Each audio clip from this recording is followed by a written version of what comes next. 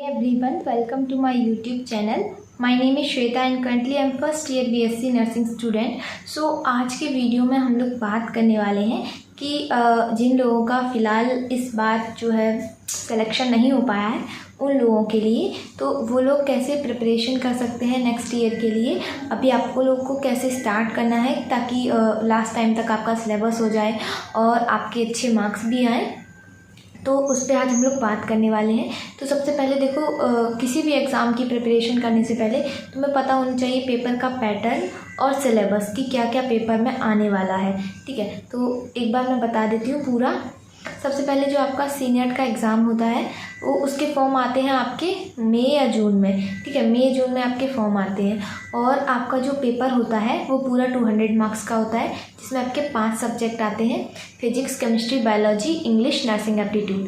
ठीक है, और ये जो पेपर है आपका 200 मार्क्स का होता है और इसमें आपको मिलते हैं 3 घंटे 20 मिनट पेपर करने के लिए। और पेपर आपका हिंदी इंग्लिश दोनों लैंग्वेज में आता है। ठीक है, और जो पेपर का लेवल आता है वो ज़्यादा टफ नहीं आता है, इजी टू मॉडरेट आपका पेपर का लेवल आता है। ठीक है, और दोनों लैंग्वेज में पेपर आता है। दूसरी बात, पेपर में आपकी निगेटिव मार्किंग नहीं है, पूरा पेपर 200 मार्क्स का है। और अगर आप इसमें से मान लीजिए जैसे पिछली साल से पिछले मतलब लास्ट ईयर इसकी कट ऑफ गई थी 130+, इस बार गई है 145+, एंड नेक्स्ट ईयर में भी पॉसिबल है 160 भी चली जाए, कोई बड़ी बात नहीं है, क्योंकि जिस हिसाब से कंपटीशन बढ़ रहा है तो कट ऑफ तो बढ़ने के चांसेस ही हैं। ठीक है, तो आपका जो सिलेबस आता है इसमें मैंने बता दिया सब्जेक्ट्स कौन कौन से हैं: physics, chemistry, biology, English, nursing aptitude. और जो सिलेबस आता है आपका वो 12th लेवल का सिलेबस आता है। बहुत ज़्यादा डीप में नहीं पूछते हैं वो लोग, एकदम सुपरफिशियली पूछते हैं। तो जैसे आपका 12th में है फिजिक्स, केमिस्ट्री, बायोलॉजी, तो फिजिक्स, केमिस्ट्री, बायोलॉजी जो है वो एनसीईआरटी के अकॉर्डिंग आता है। एनसीईआरटी में भी जो चैप्टर्स रिमूव हैं उनमें से नहीं आता है, आपका जो नॉर्मल है जितना एनसीईआरटी में दिया हुआ है उसी में से आता है। और क्लास 11th और 12th की बात करें, जैसे कि अगर इस बार जो उसका शेड्यूल रिलीज़ हुआ था एग्ज़ाम का, पेपर पैटर्न का जो भी परफॉर्मर रिलीज़ हुआ था उसमें लिखा था कि आपका केवल 12th का आएगा, लेकिन पिछली बार भी ऐसा ही लिखा था, लेकिन आता दोनों का है, 11th का भी आता है 12th का भी आता है। तो आपको 11th 12th दोनों पढ़ना है। ठीक है, और आपका जो इंग्लिश है, जो आपका इंग्लिश है, इंग्लिश ग्रामर आता है उसमें, वो आपको 12th लेवल का इंग्लिश पढ़ना होता है, जिसमें आपके antonyms, synonyms, one word substitution और एक्टिव पैसिव, आर्टिकल्स, पैराग्राफ, इस टाइप की चीज़ें जो आती हैं वो आपको पढ़नी है। ठीक है, अब बात करते हैं नर्सिंग एप्टीट्यूड की। तो नर्सिंग एप्टीट्यूड का भी एक अलग से सिलेबस है कि इतने में से ही पूछा जाएगा, उस टाइप के क्वेश्चन बनेंगे। तो वो सिलेबस नर्सिंग एप्टीट्यूड का है जो वो मैंने पहले से एक वीडियो में बता रखा, अलग से नर्सिंग एप्टीट्यूड का सिलेबस। तो अगर आप लोग चाहें तो आप लोग वो वीडियो देख सकते हैं। इसी टाइप से मैंने फिजिक्स, केमिस्ट्री, बायोलॉजी और इंग्लिश का भी सिलेबस बता रखा है, तो आप लोग चाहें तो वो वीडियो देख सकते हैं, जिससे कि आपको सिलेबस का आइडिया हो जाएगा। ठीक है, अब बात करते हैं कि प्रिपरेशन कैसे करनी है। तो देखो, अभी बहुत टाइम है, अभी पूरा मान लो आपके पास 10 से 11 महीने हैं तैयारी करने के लिए। ठीक है, क्योंकि अब तो एग्ज़ाम नेक्स्ट ईयर ही होगा। तो अगर आप लोग चाहें तो जैसे किसी को चाहिए कि कौन सा चैनल है जो अच्छे से पढ़ाते हैं या फिर कौन सा हम बैच खरीद सकते हैं, तो देखो मेरे हिसाब से अगर तुम कोई भी बैच खरीद रहे हो, किसी भी चैनल से पढ़ रहे हो, कुछ भी फ़र्क नहीं पड़ता जब तक तुम खुद नहीं पढ़ रहे हो। ठीक है, अगर तुम खुद से पढ़ रहे हो, तुमने बैच खरीदा या नहीं खरीदा मैटर नहीं करता। ठीक है, उससे सिलेक्शन बैच से नहीं होता, सिलेक्शन तुम्हारे खुद के पढ़ने से होता है। जब तक तुम खुद से नहीं पढ़ोगे तब तक तुम्हारा सिलेक्शन नहीं होगा। ठीक, तो जैसे मैंने मेरे टाइम पे क्या किया था कि मैंने देखो, कोई भी आपको पढ़ना कैसे है, आपके 5 सब्जेक्ट हैं: फिजिक्स, केमिस्ट्री, बायोलॉजी, इंग्लिश और नर्सिंग एप्टीट्यूड। तो नर्सिंग एप्टीट्यूड के लिए मैंने एक अलग से वीडियो अपलोड कर रखी है जिसमें मैंने नर्सिंग एप्टीट्यूड का सिलेबस बताया है। तो नर्सिंग एप्टीट्यूड में आप क्या कर सकते हैं, जो मैंने सिलेबस बताया है उस सिलेबस के अकॉर्डिंग डेली का डेली आप एक एक टॉपिक कंप्लीट कर लीजिए। उस टॉपिक के जो भी रिलेटेड MCQ है वो MCQ आप यूट्यूब से देख लीजिए। आपको अगर आपको एक टॉपिक डालेंगे ना तो उस पर आपको बहुत सारे MCQ मिल जाएंगे, तो वो MCQ आप सॉल्व कर लीजिए। तो उससे क्या होगा कि आपका वो टॉपिक जो है वो क्लियर हो जाएगा। और एक दिन में मतलब मेरे हिसाब से आप 5 सब्जेक्ट है तो 5 सब्जेक्ट पढ़ो, भले ही थोड़ा थोड़ा पढ़ो पर टाइम 5 को दो, क्योंकि अगर आप डेली का डेली पढ़ते हो तो उससे क्या होता है कि आपकी हैबिट में आ जाता है धीरे धीरे करके, तो आपको ज़्यादा दिक्कत नहीं होती है। ठीक है, तो नर्सिंग एप्टीट्यूड का आपको इस टाइप से पढ़ना है। देन बात करते हैं इंग्लिश की। तो इंग्लिश में आपका जो 12th का जो सिलेबस है ग्रामर का आपको वही पढ़ना है। वोकेबुलरी जितनी भी है इंग्लिश में, जैसे कि एंटोनिम्स हो गए, सिनोनिम्स हो गए, वन वर्ड सब्स्टिट्यूशन, होमोफोन्स, तो इस टाइप के जो भी आपके वोकेबुलरी में आते हैं वो सारा आपको कंप्लीट करना है धीरे धीरे। इस जो वोकेबुलरी है वो एक बार में याद नहीं होगी, बट अगर आप याद करेंगे धीरे धीरे 10-10, 5-5 याद करेंगे डेली तो हो जाएगा। मैंने भी ऐसे ही याद किया था, मेरी बुक में जितना था मुझे याद हो गया था उस टाइम पे, क्योंकि मैंने भी काफ़ी दिन पहले से पढ़ना शुरू किया था।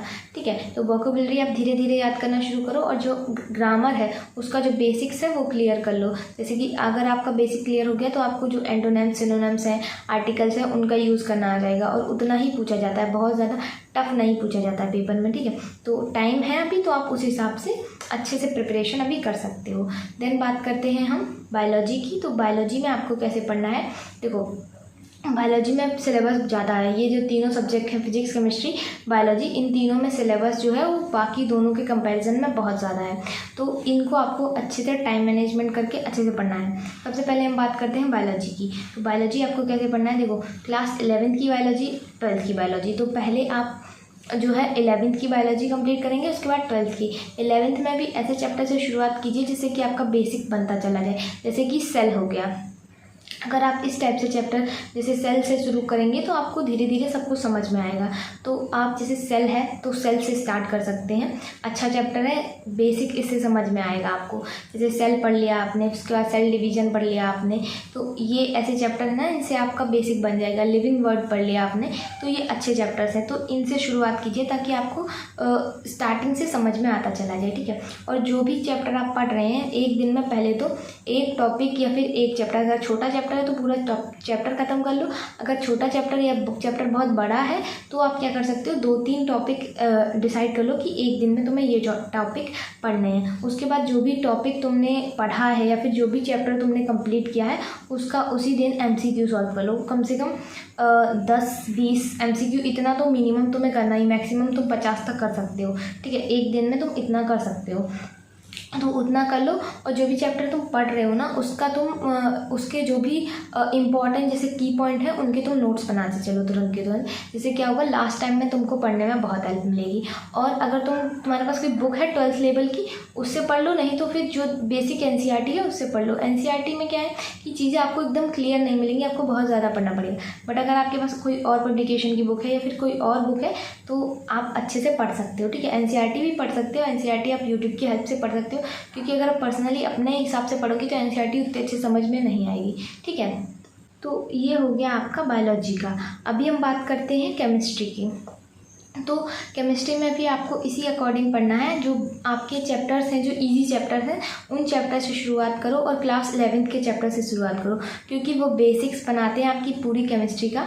तो उन चैप्टर से शुरुआत करो और स्टार्टिंग से पढ़ना शुरू करो। पहले जो बेसिक लेवल के चैप्टर हैं उनसे पढ़ो, जैसे कि एटम हो गया, उस टाइप के चैप्टर से आप शुरुआत करिए और धीरे धीरे आप आगे बढ़ते जाइए, क्योंकि इजी बेसिक से शुरू करेंगे तो आपको अच्छे से समझ में आता चला जाएगा।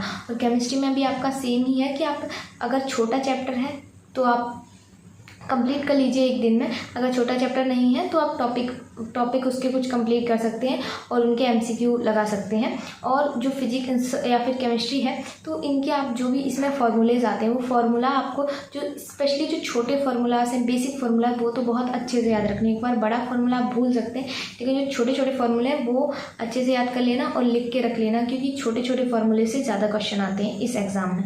ठीक है, तो केमिस्ट्री में आपको इसी टाइप से प्रिपरेशन करनी है। और अभी जैसे कि आपके पास बहुत ज़्यादा टाइम है तो साथ ही साथ आप जो इनऑर्गेनिक केमिस्ट्री है उसको भी अभी स्टार्ट कर देना, क्योंकि इनऑर्गेनिक केमिस्ट्री कम समझ में आती है बेसिकली बच्चों को, तो उस केमिस्ट्री से आप शुरुआत कर सकते हो। ठीक है, अब हम बात करते हैं फिजिक्स की। तो फिजिक्स में भी आपको ऐसे ही पढ़ना है। फिजिक्स में आप बेसिक चैप्टर्स से स्टार्ट करो और धीरे धीरे आप टफ चैप्टर की तरफ जाओ। ठीक है, तो बेसिक चैप्टर्स में आप ज़रूरी नहीं है कि खुद से ही पढ़ो, यूट्यूब की हेल्प ले लो थोड़ा बहुत, जो बुक्स हैं आपके पास उनको रेफ़र कर लो, बुक से पढ़ लो, और जो भी पढ़ रहे हो ना उसका MCQ सॉल्व करो डेली का डेली, और डिसाइड कर लो कि इतना पढ़ना है तो उस टॉपिक को एक दिन में आपने ख़त्म करना है।